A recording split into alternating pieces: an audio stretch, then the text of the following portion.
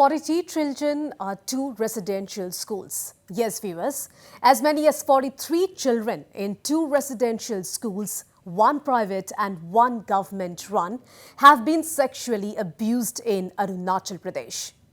If this was not all, a 12-year-old boy committed suicide after being ragged in a Sainik school in East Siang. What is going on in the residential schools of Arunachal Pradesh? Are the schools supposed to be seats of learning, turning into dens of illicit, unholy activities? Well, here is this special report. These parents had sent their children to the residential schools of Arunachal Pradesh, hoping they will get good education for a better life. They trusted the school authorities with their children, but this trust was shattered. As many as 43 children in two residential schools were sexually assaulted. All the children were minors, some just 6 years old. In the most recent case, 22 children, all aged between 6 to 13 years, enrolled in the Sango English Medium School at Mebo, were sexually abused by their warden. The abuse went on for days. It is only when few of the children complained of pain in their private parts and were unable to pass urine that the case came to light. After protest by the guardians, the warden, along with the principal and accountant of the school, have been arrested. In 2022, as many as 21 children, 15 girls and 6 boys were physically exploited for months. It is in November 2023 when two sisters shared their ordeal with their parents that the incident came to light. So, why so many such incidents are being reported from the residential schools of Arunachal Pradesh? Teachers are not willing to be transferred in far off places. Being an Arunachali, I have seen that many of the schools, particularly the private schools, those are run by mostly people who are not from Arunachal. That is not a bad aspect, but the loophole comes in that area where the recruitment process of this employee of this private residential school, they are not recruited in a proper way. They are required qualification is not checked. Anything is not maintained properly. They are doing their business because they are getting the cheap labor. So when we recruit people like that, we used to find the results in such cases where horrifying cases comes up. Arunachali parents, they have this ideological belief that if their kids are going to an boarding school, if their kids are studying in a private school, they will be disciplined. अच्छा से पढ़ाई लिखाई होगा. They will become a good officer. एक mentality they have inside their mind.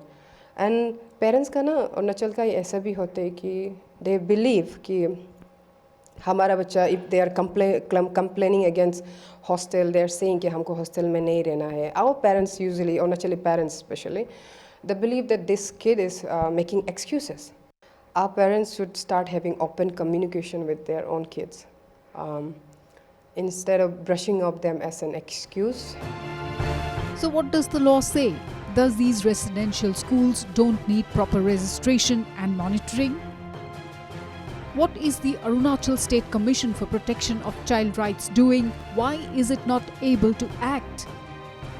Because the oversight mechanism has collapsed, many residential schools and hostels operate without proper registration or inspection under the Arunachal Pradesh Education Act 2010.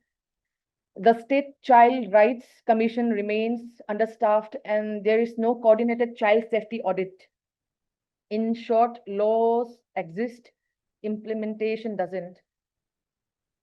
Most parents fear stigma and social backlash.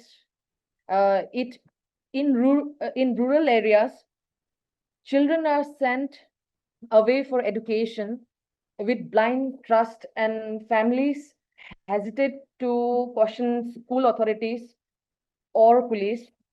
There is also lack of awareness about their right to demand inquiry or protection under the POCSO and Juvenile Justice Acts. The Arunachal Pradesh Education Act 2010 and RTE rules require residential schools to be registered, inspected regularly, and run by trained, verified staff. The National Commission for Protection of Children Right guidelines under the Juvenile Justice Act also make it mandatory to have child safety committees and like a CCTV and separate male and female wardens. Failure to comply can lead to suspension and cancellation of registration. It is not just incidents of sexual abuse that is rocking the schools of Arunachal Pradesh.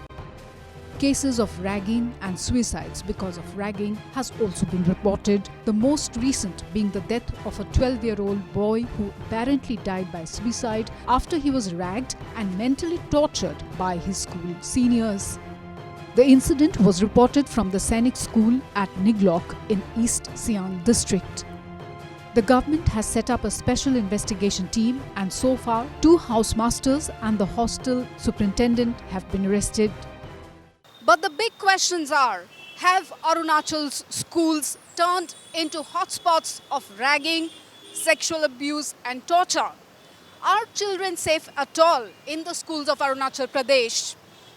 Why is the Arunachal government not acting tough? When will the Arunachal State Commission for the Protection of Child Rights act and play its part? Hope the Pema Khandu government is listening and will act tough, act fast and act right to save the children of Arunachal Pradesh. With inputs from Maksam Taeng in Pasighat, Oinitam Oja in Guwahati for Northeast Live.